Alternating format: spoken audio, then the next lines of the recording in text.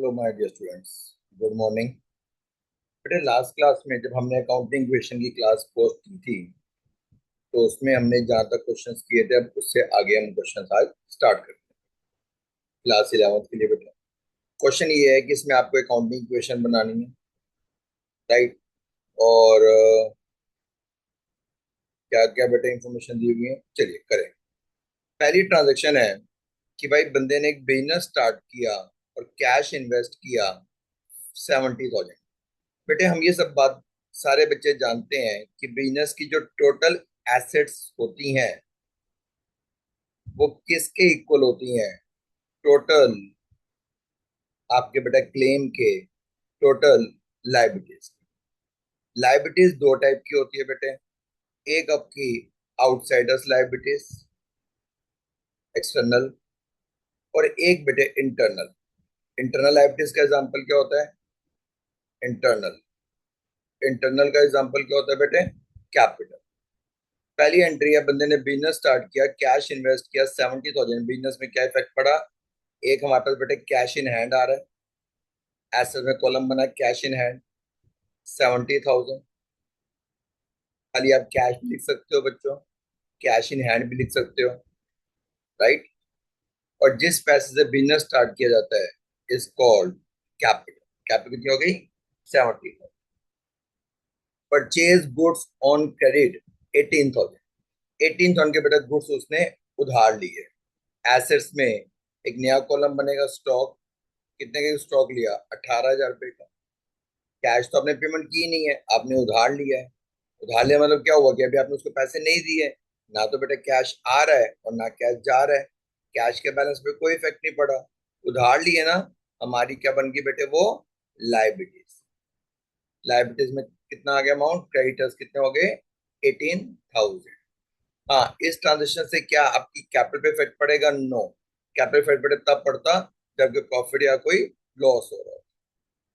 अगली एंट्री है, payment made to creditors in full settlement 17,500 rupees. हमने क्रेडिटर्स को कितना पे किया? 17,500। बेटे भाई एक चीज देखो, आपके क्रेडिटर्स थे कितने के? क्रेडिटर्स थे हमारे 18,000 रुपए के। हमें क्रेडिटर्स को कितना पे करना चाहिए? 18 पे करना चाहिए था, बट हम क्रेडिटर्स को पे करें 17,500। तो आपके माइंड में ये आएगा कि सर 500 रुपये बैलेंस रह गया। बट नहीं बेटे, यहाँ पे एक वर्ड यूज हुआ हुआ है, फुल सेटलमेंट। फुल सेटलमेंट मतलब होता है कि आपका हमारा अब लेन देन जो है वो खत्म हो गया, कंप्लीट हो गया। पूरा का पूरा जो डेट था वो कंप्लीट हो गया, अब कोई ड्यूज नहीं है। कैश कितना पे किया? ऑब्वियसली जितना कैश जा रहा है 17,500, कैश में माइनस कितना होगा बेटे? 17,500। क्रेडिटर्स पूरे कम हो गए 18,000। अब हमने किसी को पेमेंट कितनी करनी है? 18। कितने में काम कंप्लीट हो गया? 17,500 रुपीज में। 500 रुपए का मुझे क्या हो गया? प्रॉफिट हो गया ना बेटे। प्रॉफिट हो गया तो मेरी कैपिटल पे क्या इफेक्ट पड़ेगा? कैपिटल की वैल्यू बढ़ जाएगी। इक्वेशन क्या बनी? Cash in hand 52,500, stock 18,000, creditors nil, capital 70,500। Machinery आपने परचेज करी इन कैश, तो बेटा मशीनरी हमारी एसेट्स है। एसेट्स में एक नया कॉलम मशीनरी 20,000 रुपीज की। पेमेंट आपने कैश की है, कैश में से बेटे माइनस हो जाएगा। ना तो इससे आपके गुड्स पे कोई इफेक्ट पड़ा, ना आपके लाइबिलिटीज पे, और ना ही बेटे कैपिटल पे। कैपिटल इफेक्ट कब होती है? जब कोई प्रॉफिट होता है, जब कोई लॉस होता है, या कोई ड्राइंग होती है, या कोई एडिशनल कैपिटल। तो हमारी जो लास्ट में फाइनल इक्वेशन बनी, कैश इन एट 32,500, स्टॉक बचे 18,000, हमारी मशीनरी की वैल्यू 20,000, ना तो हमारे यहाँ पे क्रेडिटर्स हैं, और ना और कैपिटल की वैल्यू बेटे 70,500। ठीक है जी, आगे बात बेटा समझ। चलिए अब करते हैं अगला क्वेश्चन। ठीक है,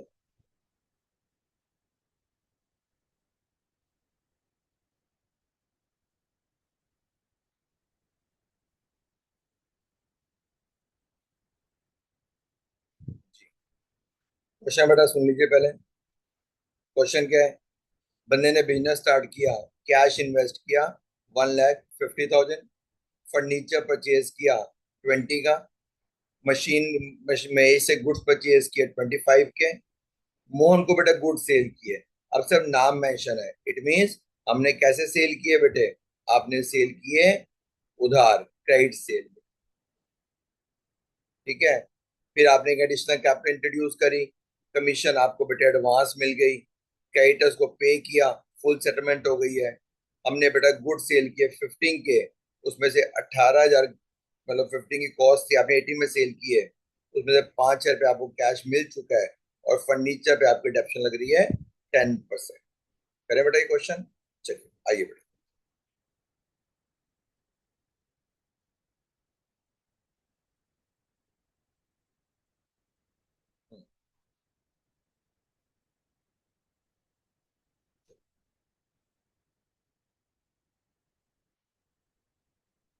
लग रहा है कि शायद मैंने क्वेश्चन लास्ट क्लास में किया हो, चलिए देखते हैं। कोई बात नहीं, किया भी हो तो कोई बात।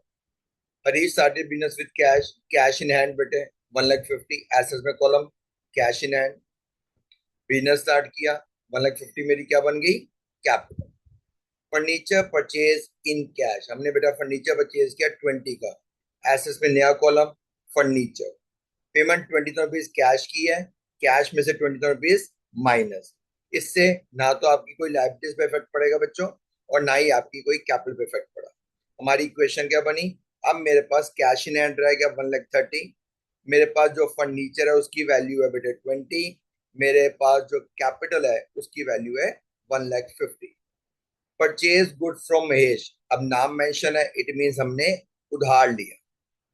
स्टॉक एसेट में परचेज किए गुड्स, गुड्स के लिए कौन सा कॉलम बनाते हैं बेटे एसेट्स में, गुड्स के लिए स्टॉक बेटे। कितने का हमने गुड्स परचेज किए, 25,000। हमने कैसे परचेज किए, उधार। हमारी लाइबिलिटीज, लाइबिलिटी में नया कॉलम बनेगा बेटे क्रेडिटर्स, लाइबिलिटी में नया कॉलम क्या बनेगा, क्रेडिटर्स। क्रेडिटर्स कितने का हो गए, 25। आपकी कैपिटल पे कोई इफेक्ट नहीं पड़ा। इक्वेशन क्या बनी, अब मेरे पास कैश इन हैंड है 1,30,000, मेरे पास जो बेटे फर्नीचर है उसकी वैल्यू है 20, जो मेरे पास स्टॉक है उसकी वैल्यू 25, मेरे क्रेडिटर्स 25, और मेरी कैपिटल 1,50,000। हमने बेटा गुड सेल की है, और उसकी जो बेटा कॉस्ट प्राइस है वो 10,000 है, सेलिंग प्राइस है 14,000, कैश में सेल किया। आप पूरी एंट्री ना लिख के जैसे सोल्ड गुड्स इन कैश, सीधा लिख सकते हो बेटे कैश सेल्स, कैश सेल्स, एक ही बात है। कैश सेल्स मतलब sold goods in cash. Cash कितना आ रहा है मेरे पास, 14,000, में से जो बेटे गुड्स जा रहे हैं उसकी कॉस्ट है 10, 10 की चीज मैंने 14 में बेची, 4,000 रुपए का मुझे क्या हो गया, प्रॉफिट। तो जब बेटे प्रॉफिट हो गया तो कैपिटल की वैल्यू बढ़ गई। सॉरी, मेरे पास कैश इन हैंड हो गया 1,44,000, मेरे पास फर्नीचर की वैल्यू है 20, मेरे स्टॉक की वैल्यू है 15, इस समय मेरे क्रेडिटर्स की वैल्यू है 25, और मेरी कैपिटल प्रॉफिट की वजह से बढ़कर कितनी हो गई, 1,54,000। इंट्रोड्यूस्ड एडिशनल कैपिटल, आपने बेटा और कैपिटल इंट्रोड्यूस करी, कैश में प्लस, और आपने और कैपिटल इंट्रोड्यूस करी तो कैपिटल में भी प्लस। क्यों बेटे, क्योंकि हमने एडिशनल कैपिटल इंट्रोड्यूस की है बेटे, राइट। अब मेरे पास कैश इन हैंड 1,64,000, मेरे पास फर्नीचर 20, मेरे पास स्टॉक 15, मेरे क्रेडिटर्स 25, और मेरी capital 1,74,000। Commission receive in advance, cash में बेटा प्लस हुआ 2,000, कमीशन आपको एडवांस मिल गई है, एडवांस मिल गई तो बेटे वो मेरी क्या हो गई, लाइबिलिटीज। लाइबिलिटीज में नया कॉलम बनेगा कमीशन रिसीव्ड इन एडवांस। ठीक है। मैं आपको एक चीज बेटे रिवाइज करवा देता हूँ। देखो बेटा, जब कोई एक्सपेंडिचर, कोई खर्चा ड्यू रहता है, राइट, तो वो मेरी क्या बन जाती है, आपको पता ना बेटे, लाइबिलिटीज। बट जब कोई बेटे इनकम ड्यू रहती है, एक्रूड इनकम, कोई इनकम ड्यू रहती है, हमें बेटे पैसा मिलना है, तो ये बन जाती है हमारी एसेट्स। जब कोई हम एक्सपेंसेस एडवांस पे कर देते हैं, प्रीपेड। हम क्या करते हैं बेटे, कोई एडवांस पे कर देते हैं, तो वो बन जाती है मेरी एसेट्स।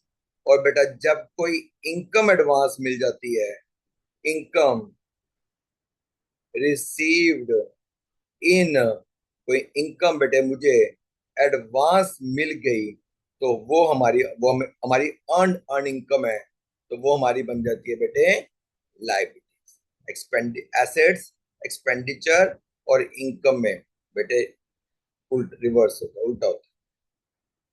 हाँ जी, तो हमने क्या किया बेटे, कमीशन एडवांस मिल गई। अब कमीशन चाहे आपको करंट ईयर की मिले, चाहे प्रीवियस ईयर की मिले, और चाहे आपको एडवांस मिले, कैश तो आ ही रहा है बेटा। कमीशन हमारे को एडवांस मिल गई ना, इनकम रिसीव्ड इन एडवांस, तो वो हमारी क्या बन गई, लाइबिलिटीज। लाइबिलिटी में एक नया कॉलम क्रिएट होगा, कमीशन रिसीव्ड इन एडवांस। अब मेरी इक्वेशन बन रही है, cash in hand 1,66,000, furniture 20, stock 15,000, creditors 25, advance commission 2,000, और कैपिटल 1,74,000। ठीक है बेटा, यहाँ तक बच्चों समझ आ गया सारी एडजस्टमेंट? चलो। अच्छा। Yes. Paid to creditors 22,500 in full settlement. Full settlement होता है बेटे, ये बताया था ना, हमारा आपका लेन देन कंप्लीट। अब ना हमने कोई पेमेंट लेनी है, ना हमने आपको पेमेंट देनी है। हमारे क्रेडिटर्स थे कितने के बेटे, 25,000 के, तो हमें 25 देना चाहिए, बट हमने 22 पे किया, 22,500, और फुल सेटलमेंट हो गई है। इट मीन्स अब कोई अमाउंट बैलेंस नहीं बचा, हमें 25 रुपीज का डिस्काउंट मिल गया। अगर आपने किसी को पेमेंट 25,000 करनी है, और वो कहता है भैया आप 22,500 दे दो, कंप्लीट हो गया ड्यू डेट सारा, तो इसका मतलब उसने हमें 2,500 रुपये छोड़ दिए, डिस्काउंट दे दिया। कैश जितना गया उतना कैश में से माइनस होगा, यानी कि 22,500। क्रेडिटर्स कितने माइनस होंगे पूरे बेटे, चाहो तो बेटा माइनस का साइन लगाओ, चाहे बेटे विद इन ब्रैकेट लिखो, एक ही बात है। 25 रुपीज का आपको प्रॉफिट हो गया, आपकी कैपिटल बढ़ गई। बट यहाँ बेटा प्लीज मेंशन जरूर करना, किस वजह से बढ़ी, डिस्काउंट मिला है, टू डिस्काउंट रिसीव। जैसे लास्ट में पीछे मैंने मेंशन किया था ना, प्रॉफिट ड्यू टू प्रॉफिट, यहाँ बेटे मेंशन करना डिस्काउंट रिसीव। ठीक है सर, करें बेटा अगला क्वेश्चन, चले अगली एडजस्टमेंट पे। हाँ जी। यस बेटा, सोल्ड गुड्स, कॉस्ट प्राइस 15, आपने बेचा 18 में है। अभी हमने सिर्फ 5,000 रुपये कैश लिया। बच्चों ये मत सोचना कि बाकी जो है 13,000 रुपये का वो चेक मिल गया, 5 ही पेमेंट मिल रही है बस। आपने कॉस्ट गुड सेल किए, कॉस्ट थी 15, सेल किया 18 में। अब मेरे पास उसमें से कैश कितना आया, 5, तो जितना कैश आया कैश इन हैंड में कितना प्लस होगा, 5। स्टॉक में से माइनस होगा बेटे कॉस्ट प्राइस, जितने का आपने माल बेचा, यानी कि 15। 18,000 में से 15 मिल गए, 5,000 मिल गए, बाकी 13,000 रुपये मिलने हैं। ऐसे में बेटा एक नया कॉलम बनेगा, डेटर्स 13,000। दिखाता हूँ बेटा मैं आपको, उसने कॉलम बनाया होगा ऊपर, देखते हैं ऊपर, डेटर्स, ये देखो बेटे लिखे ना, राइट बच्चों, राइट बेटे, डेटर्स। पेमेंट लेनी है ना बेटे, जिसे पेमेंट लेनी है उसको क्या बोलते हैं, डेटर्स तो बोलते हैं बेटे। तो मेरे डेटर्स कितने के हो गए, 13,000 रुपीज के। अब 15 की चीज आपने बेटा कितने में बेची थी, 18 में। 3 का हमें क्या हो गया, प्रॉफिट। तो जब प्रॉफिट हो गया, तो मेरी वो कैपिटल की वैल्यू में प्रॉफिट हो गया ना बेटे, कैपिटल में ऐड। इक्वेशन क्या बन रही है, कैश इन हैंड हो गया मेरा 1,48,000, ये बेटे मेरा स्टॉक है। ये इस समय ये 15,000 रुपीज के क्या थे, 15,000 रुपीज, ये 20 का क्या था बेटे, आई थिंक 20 की एसेट्स होगी, 15 के डेटर्स स्टॉक होगा। 20 किस चीज के थे, ऊपर चलते हैं, फर्नीचर के थे। और स्टॉक की वैल्यू थी 15, और 15 की चीज आपने बेटे 15 में बेच दी।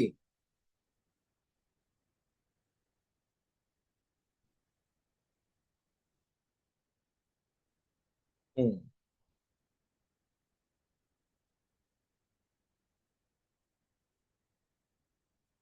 चलिए, फर्नीचर की वैल्यू बेटे डेप्रिशिएट हो रही है 10%। अब फर्नीचर की वैल्यू क्या थी? 20,000। 20,000 बेटे 10% डेप्रिशिएट हो रही है। बेटे जब हमारी कोई एसेट, जैसे हमारी कोई गाड़ी है, राइट,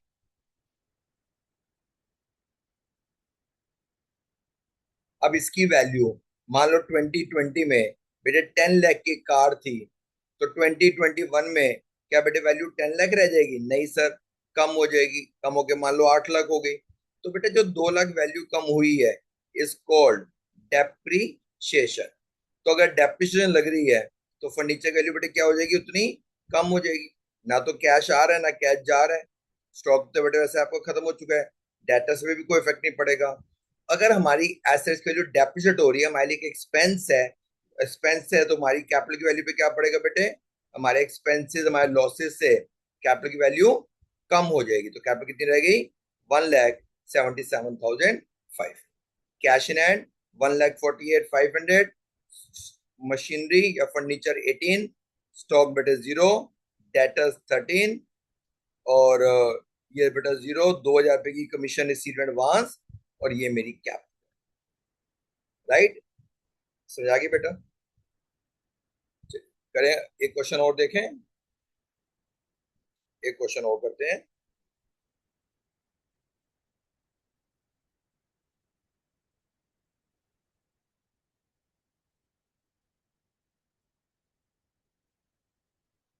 हम्म। तो एक बंदा है गुरमन, बिजनेस स्टार्ट किया, कैश इन्वेस्ट किया 25, कैश इन हैंड 25। ठीक है बेटे? क्या? और एंड चेक, चेक भी इन्वेस्ट किया बेटे to open a bank account. तो जो भी आप इन्वेस्ट करते हो बिजनेस स्टार्ट करने के लिए वो सब तो कैपिटल बन जाता है। तो कैश 25, चेक बेटे 25, और ये 50,000 मेरी क्या बन गई? Capital. Purchase goods on credit ₹4,000। हमने बेटे 4,000 के गुड्स उधार लिए। एसेट्स में नया कॉलम स्टॉक, उधार लिए ना बेटे, हमारी लाइबिलिटीज। लाइबिलिटीज में क्या बन गया बेटे? क्रेडिटर्स। अब वो कोई फर्क नहीं पड़ता बेटे, यहाँ पे आप लाइबिलिटीज लिख के यहाँ कैपिटल लिख लो, या यहाँ कैपिटल लिख लो वहां लाइबिलिटीज लिख लो, उससे कोई फर्क नहीं। ठीक है? परचेज गुड्स फॉर कैश, हमने गुड्स परचेज किए, पेमेंट कैश में करी बेटे।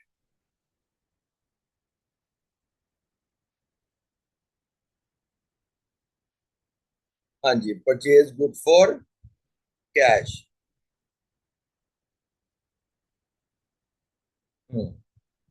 ठीक है, हमने बेटा गुड्स परचेज किए, पेमेंट कैश कर दी। तो स्टॉक में बेटा प्लस हुआ 1,000 रुपीज, कैश में से 1,000 रुपीज माइनस। इक्वेशन क्या बनी? कैश इन हैंड रहेगा 24, बैंक बैलेंस बेटे 25, स्टॉक 5, मेरी कैपिटल 50, और मेरे क्रेडिटर्स 4,000।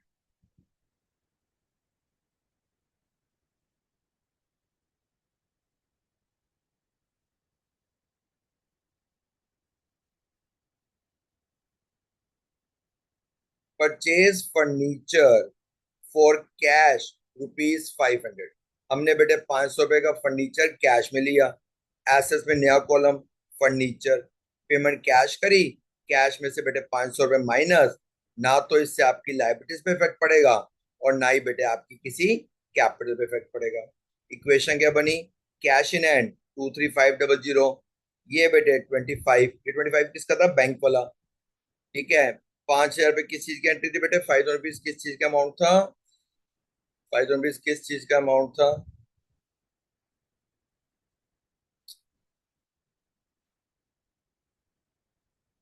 हाँ, स्टॉक 5 का स्टॉक था। और उसके 500 रुपए किस चीज का अमाउंट था? फर्नीचर का। यस। ठीक है? 5,000 रुपीज बेटा स्टॉक था, और कैपिटल हमारी है 50, और हमारे क्रेडिटर्स है 4 के। हमने फर्नीचर परचेज किया कैश में, कैश में से बेटे 500 रुपए माइनस, ऐसे में नया कॉलम फर्नीचर, ना तो इससे आपकी कैपिटल पे कोई इफेक्ट पड़ेगा और ना ही बेटे आपकी आउटसाइडर्स लायबिलिटीज पे। Equation, cash in hand 23500, stock bank balance 25, stock की वैल्यू 5000, फर्नीचर की वैल्यू 500, कैपिटल की वैल्यू 50, क्रेडिटर्स की value 4000। Cash withdrew for personal use, personal use के लिए आपने बेटा बैंक से विड्रू किया है, तो बैंक बैलेंस कम हो जाएगा 700 रुपए। पर्सनल यूज है ड्राइंग, ड्राइंग है तो क्या इफेक्ट पड़ेगा, आपकी कैपिटल भी माइनस हो जाएगी। अब क्या बनी इक्वेशन, 23500 तो बेटे कैश इन हैंड है, 24300 कैश एट बैंक है, 5000 रुपए का मेरे पास स्टॉक है, 500 फर्नीचर, कैपिटल 43493, क्रेडिटर्स 4000।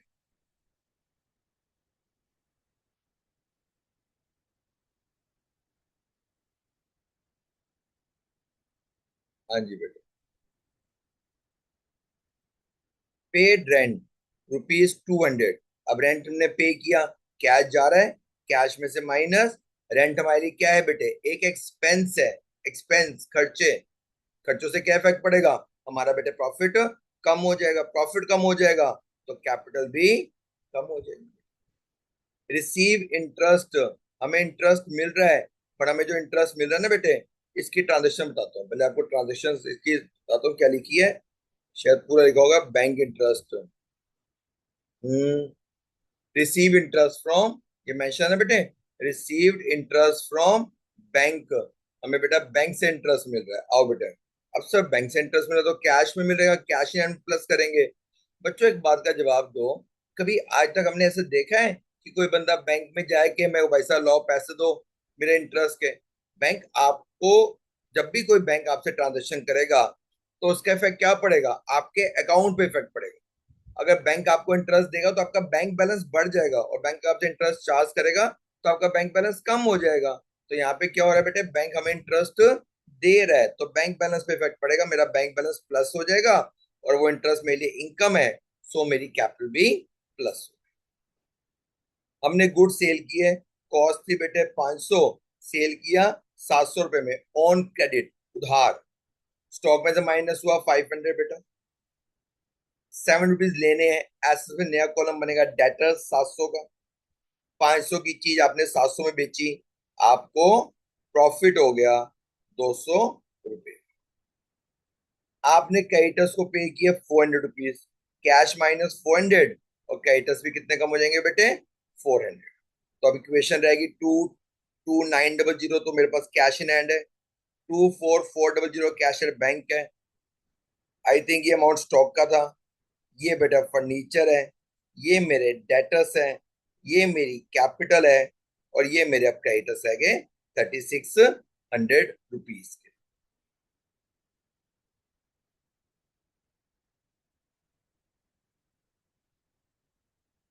पेड बेटे पेटी एक्सपेंसेस, मतलब आपने बेटे मिसलिनियस खर्चों के लिए पे किया, सो कैश में से बेटे माइनस, और आपके लिए एक एक्सपेंस है तो कैपिटल में से माइनस। तो ये बेटे मेरी कैश इन हैंड ये आ गया, ये बेटा कैशर बैंक है, ये मेरा स्टॉक है, ये मेरा बेटे फर्नीचर की वैल्यू है, ये डेटर्स है, ये कैपिटल जो 200 रुपए कम हो गए एक्सपेंस की वजह से, और ये मेरे क्रेडिट। रेंट क्यों, रेंट की वजह से क्या हुआ बेटे, रेंट तो एक एक्सपेंस है, एक्सपेंस से क्या होता है, प्रॉफिट कम हो जाता है, प्रॉफिट कम होगा तो कैपिटल भी कम हो जाएगी, ये पढ़ा था ना बेटे हमने। बैंक हमें इंटरेस्ट दे रहा है, वो हमारे लिए बेटा इनकम है, इनकम का क्या इफेक्ट पड़ेगा, हमारी कैपिटल, इनकम का क्या इफेक्ट पड़ेगा बेटे, हमारी प्रॉफिट होगा, प्रॉफिट होगा तो बेटे कैपिटल भी इंक्रीज हो जाएगी, राइट बेटा।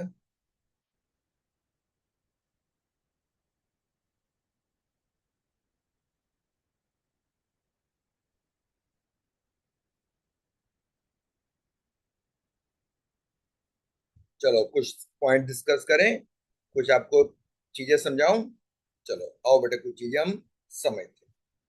पहले बेटे इफेक्ट पड़ते हैं आउटस्टैंडिंग एक्सपेंसेस का, खर्चे, आउटस्टैंडिंग एक्सपेंसेस क्या होते हैं बेटे, वो expenses have been incurred but have not been paid, जो हमने पे नहीं किए, जैसे, राइट बेटा, अब रेंट है, हम एवरी मंथ रेंट पे करते हैं, मान लो 20,000 रुपीज पर मंथ। जैन में रेंट ड्यू था, मैंने पे कर दिया। फेब में भी ड्यू था, पे कर दिया। मार्च में भी ड्यू था बेटे, पे कर दिया।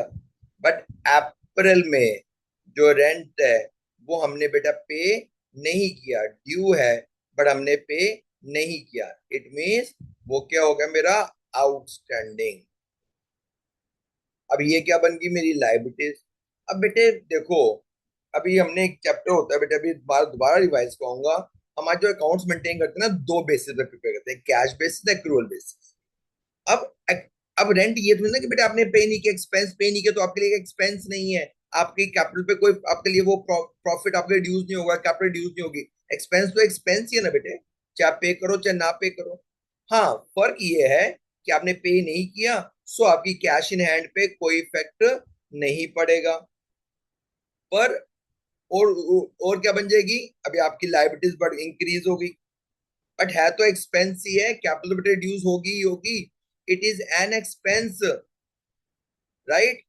क्या होगा बेटे, कैपिटल तो माइनस होगी ही होगी, क्योंकि उससे तो प्रॉफिट रिड्यूस हो ही रहा है। ये मत बोलना कि सर पे नहीं किया, बेटे पे ना कर, पे करने से एक्सपेंस नहीं होता। एक्सपेंस एक्सपेंस होता है, उस करंट ईयर का एक्सपेंस है।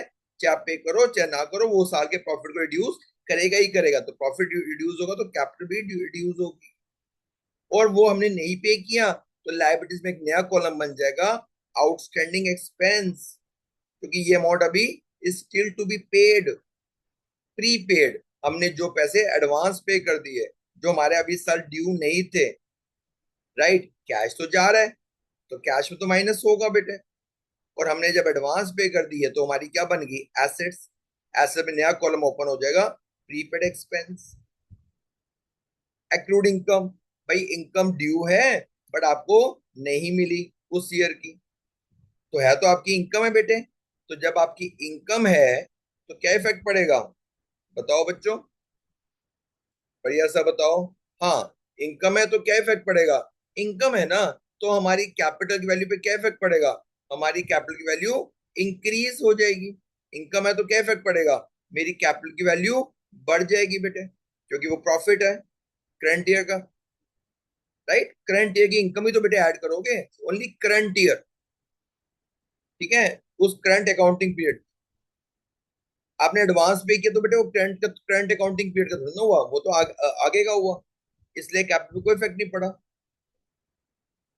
है तो वो इस साल की इनकम है, तो वो अमाउंट बेटे हमारा, एक तो वो इनकम मिलनी है नहीं मिली, एक तो मेरी वो एसेट्स बन गई बेटे। जब कोई एक्सपेंडिचर ड्यू रहता है हमारी लाइबिलिटीज, और जब कोई इनकम एक ड्यू होती है तो हमारी एसेट्स। और आपने, है तो आपकी इनकम है तो कैपिटल पे इफेक्ट क्या पड़ेगा, कैपिटल आपकी ऐड हो जाएगी। अर्न अर्न इनकम, यानी कि आपने पैसा भी अर्न नहीं किया, आपको पहले ही एडवांस मिल गई है।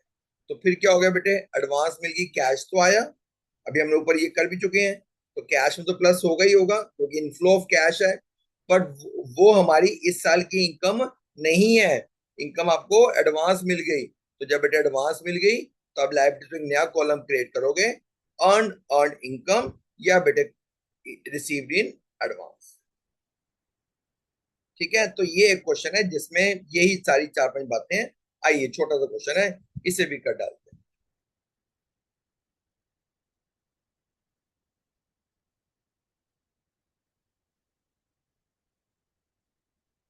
अच्छा, क्वेश्चन नहीं है, इसने आपसे पूछा है कि आप बताइए इसका इफेक्ट क्या क्या पड़ेगा। आइए बताइए, चलिए बताइए। Interest due but not received, यानी कि एक्रूड इंटरेस्ट। तो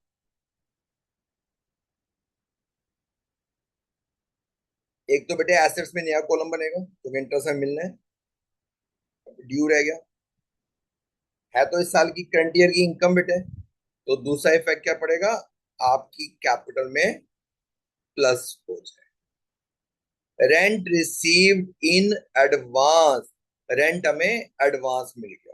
कैश का तो इनफ्लो है ना बेटे, कैश तो आ ही रहा है ना, कैश का तो बेटे इनफ्लो है। सो कैश में तो प्लस होगा ही होगा बेटे, इनफ्लो ऑफ कैश, कैश में तो प्लस होगा ही होगा बेटे। एक सेकंड, लाइट थोड़ा एक मिनट।